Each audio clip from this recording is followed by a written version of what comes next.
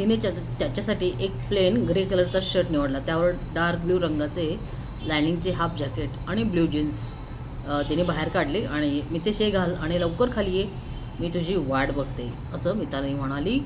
तर नमस्कार, मी आहे ऑथर संगीता आणि तुम्ही ऐकत आहात माझी दीर्घकथा मालिका साथ दे तुम्हाला. तर आपण इथंपर्यंत हे कथेचे 13 भाग पाहिले होते. तर आजचा हा 14वा भाग आहे, जिथे मिताली मितेशला घेऊन एका कार्यक्रमाला जाणार असते, जे राहुल आणि तिचा प्लॅन ठरलेला असतो. ती त्याला ते ड्रेस वगैरे काढून देते आणि ती घालायला सांगते आणि त्याची वाट बघत असते खाली. मिताली खाली आली आणि तिने राहुलला कॉल केला. ती मितेशला घेऊन येत आहे असं तिने सांगितले. मितेश दाराबाहेर आला. मिताली त्याच्याकडे क्षणभर बघतच राहिली. मितेश खूप स्मार्ट दिसत होता. ये मितेश बस. मितालीने कारचा दरवाजा उघडला. मितेश काही न बोलता आत बसला. मिताली ड्रायव्हिंग सीटवर बसली आणि तिने कार सुरू केली. मितेशने तिच्याकडे पाहिले. काही हवे आहे का मितेश, तिने विचारले. तुझा हात दुखेल इतकंच तो बोलला. नाही दुखणार, मी चालू शकते कार. ओके, मिताली हसून म्हणाली. मिताली मग राहुलने दिलेल्या पत्त्यावर पोहोचले. निखिल पण आला होता. हे मितेश, कसा आहेस ब्रो, निखिलने त्याला विचारले. पण मितेश काहीच बोलला नाही. ते चौघे मग त्या हॉलमध्ये बसले. भरपूर लोक तिथं आली होती. थोड्या वेळात तो लेखक आला, ज्याच्या पुस्तकाचे प्रकाशन होते. प्रमुख पाहुणे काही तिथे होते. त्यांच्या हातून त्याच्या पुस्तकाचे प्रकाशन झाले. बाजूला एक मोठ्या कटआउटवर त्याच्या पुस्तकाचा फोटो होता. मितेश शून्य नजरेने सगळीकडे पाहत होता. तो लेखक आता त्याचे स्पीच देत होता. त्याला मिळालेले यश, प्रसिद्धी, त्याची लिखाणाची पद्धत याबद्दल तो बोलत होता. कार्यक्रम संपला तसे बरेच लोक त्या लेखकाजवळ गेले. कोणी ऑटोग्राफ घेत होते तर कोणी सेल्फी काढत होते. नुसता गोंधळ सुरू होता तिथे. हे सगळं बघून मितेश अचानक फ्रस्ट्रेट झाला आणि आपल्या दोन्ही हाताने त्याने आपले डोके गच्च पकडून ठेवले. स्टॉप इट, असं जोरात तो ओरडला. तसे मिताली त्याच्याजवळ आली. मितेश, काय होते तुला, आर यू ओके, तिने विचारले. मितेश, त्रास होतोय का तुला, राहुलने त्याला पकडत विचारले. मिताली, चल याला इथून बाहेर घेऊन जाऊ, राहुल म्हणाला. हो, ही गर्दी, हा गोंधळ बघून तो फ्रस्ट्रेट झाला असावा, मिताली म्हणाली. मग ते चौघे कॅफेटेरियाकडे आले. मितालीने मितेशला खुर्चीत बसवले आणि त्याला पाणी प्यायला दिलं. मितेश, तू ठीक आहेस का आता, मितेशने फक्त मान हलवले. राहुलने त्याच्यासाठी कॉफी ऑर्डर केली. मितेश जरा शांत झाला होता. कॉफी आली. मितेश, कॉफी घे, मितालीने त्याच्यासमोर तो कप ठेवला. मितेश कॉफी घेऊ लागला. त्याची नजर समोर होती. अचानक पुन्हा त्याने डोके आपल्या हाताने घट्ट पकडले. मितेश, अरे काय होते तुला, बोल ना, मिताली त्याला पाठीवर थोपटत म्हणाली. मितेश, कसला त्रास होतोय तुला, डोकं दुखते का तुझे, निखिलने विचारले. पण मितेशने आपले डोळे बंद करून तो बसला होता. हॅलो मितेश, कसा आहेस तू. यांच्या टेबलजवळ एक मुलगी आली होती. तिने मितेशला विचारले, आर्या तू, आणि ते काय करतेस तू. निखिलने आर्याला म्हणाला. ती मुलगी आर्या होती, जी मितेशला समोर बघून आली होती आणि तिला आपल्यासमोर बघून मितेश आउट ऑफ कंट्रोल झाला होता. तिच्या आवाजाने मितेशने आपले डोळे उघडले. रागाने त्याचे डोळे लाल भडक होत होते. आर्या, बघितलंस काय करून गेली आहेस तू मितेशसोबत. तुला काही फरक पडत नाही ना गं, कारण तुझ्याकडे मनच नाही, दगड आहेस तू. पण आपल्या कर्माची फळं इथेच भोगावी लागतात, समजले, निखिल तिला म्हणाला. Nikhil, just shut up. मी काहीही केलेलं नाही आहे. मितेश स्वतः त्याला जबाबदार आहे. तू जा इथून आर्या, त्याच्या नजरेसमोर पण नको उभी राहूस, निखिल म्हणाला. मला पण काही हौस नाही आहे अशा हारलेल्या, नाव गमावलेल्या लेखकासोबत बोलायची. काहीच नाही उरला हा मितेश, फक्त शून्य बनला आहे हा. Stop this nonsense Arya, get lost, Nikhil रागात म्हणाला. आर्या मग आपले शूज वाजवत तिथून निघून गेली. मितेश, ते गेली आता, तू शांत राहा बघू, मिताली म्हणाली. ही होती होय आर्या, मितालीने निखिलकडे बघत विचारले. हो मिताली, हीच आर्या. तिला अचानक समोर बघून मितेश फ्रस्ट्रेट झाला. पण ही इथे काय करते.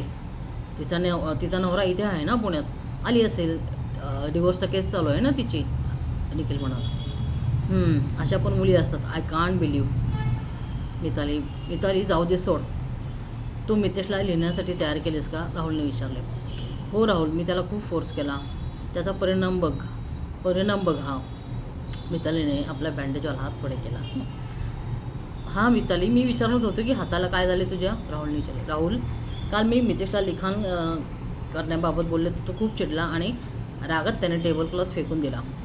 काचेचा ग्लास फुटला. त्या काचा मी गोळा करत होते तेव्हा मला काजू लागली. Mitali I am sorry Mitesh एकदमच बोलला अचानक. राहुल आणि निखिल जाम खुश झाले.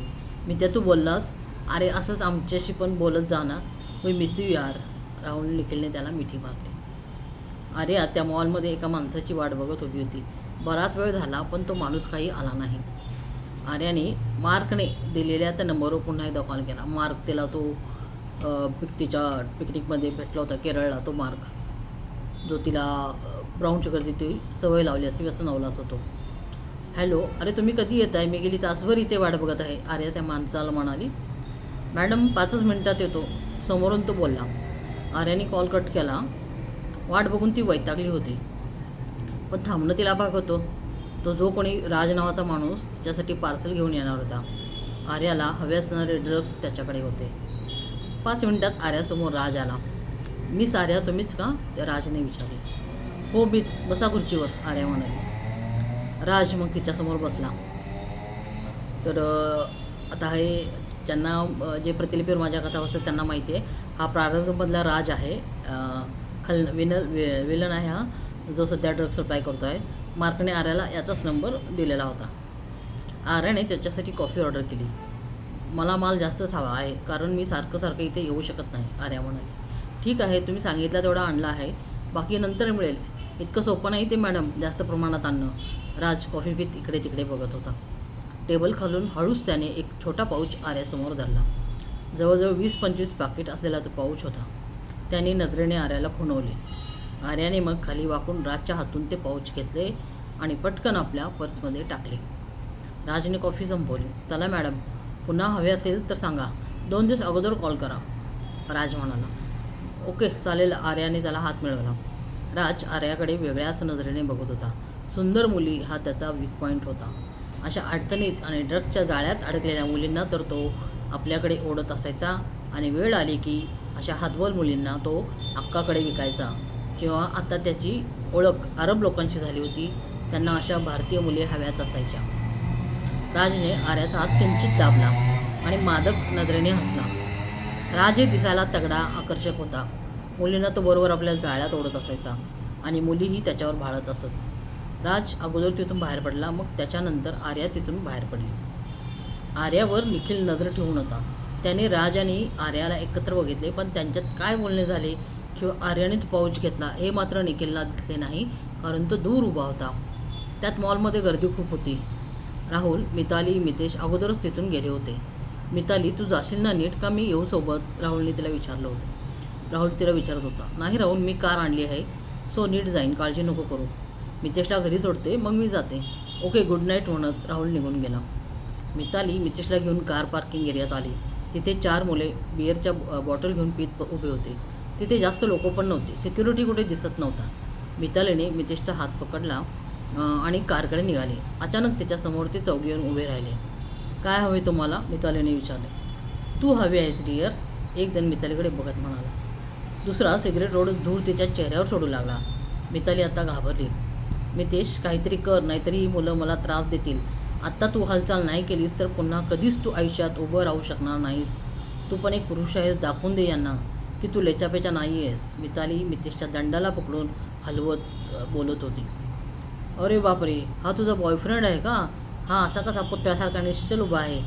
दम नाही का याच्यात? एकदम त्यातला तो हसत म्हणाला. तसे बाकीचेही हसू लागले. भाई, वाटते हा मेल नाही, ही एकदम दात विचकून हसत होता. मग तर बरेच झाले काय सिटी, मजा येईल तुझ्यासोबत. सिगरेट ओढणाऱ्याने मितालीची हानवटी पकडली. मितेश काहीच बोलत नव्हता की हालचाल करत नव्हता. ते चौघे मितेशला असं गप्प बसलेले बघून अजून जास्त मितालीला त्रास देऊ लागले. तिच्या अंगाला टच करू लागले. मिताली त्यांना प्रतिकार करत होती, पण त्या चौघांपुढे तिची ताकद कमी पडत होती. एकाने मितालीच्या शर्टची कॉलर पकडली आणि ओढली. तसे तिने घातलेला शर्ट थोडा खांद्यावर फाटला. तसे सगळे हसू लागले. एकाने मितालीचे दोन्ही हात धरले होते. ते हसण्यात मग्न होते. इतक्यात ज्याने तिला पकडले होते त्याच्या पोटात एक जोरात लाथ मितेशने घातली. तो पोट धरून खाली पडला. मितेशने मग दुसऱ्या मुलाला जोरात हाताचा ठोसा मारला. तो बाजूला पडला. बाकीच्या दोघांनाही लाथेने त्याने तुडवले.